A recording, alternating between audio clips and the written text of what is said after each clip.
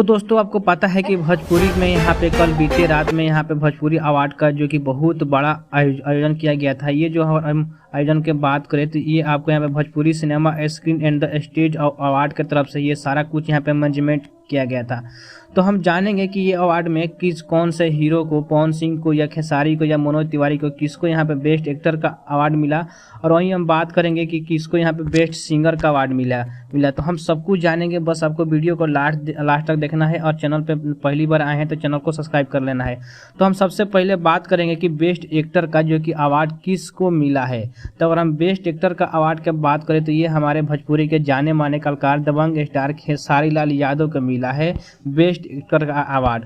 और हम बात करते हैं ये किस फिल्म के लिए जो कि मिला है। तो अगर हम फिल्म का बात करें तो इनका जो कि फिल्म यहाँ पे 2022 में बोल राधा बोल आई थी, उस फिल्म के लिए इनको यहाँ पे बेस्ट जो कि यहाँ पे एक्टर का अवार्ड मिला है। और वहीं हम बात करें यहाँ पे बेस्ट मतलब हीरोइन कौन से उनको अवार्ड मिला है, बेस्ट एक्टर्स कौन सा अवार्ड मिला है किनको, तो हम वहीं बात करते हैं तो अमरपाली दुबे के बेस्ट यहाँ पे एक्ट्रेस की अवार्ड जो कि दिया गया है 2023 के लिए।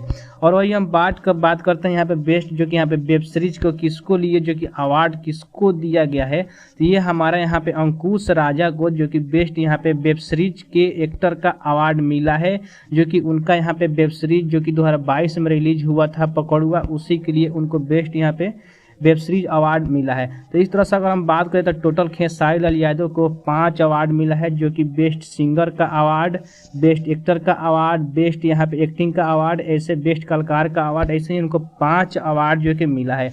वहीं हम दूसरी तरफ बात करते हैं तो अमरपाली दुबे का बेस्ट एक्ट्रेस का अवार्ड मिला है। और वहीं हम बात करते हैं बेस्ट यहाँ पे वेब सीरीज हीरो का, तो उनको यहाँ पे अंकुश राजा को मिला है।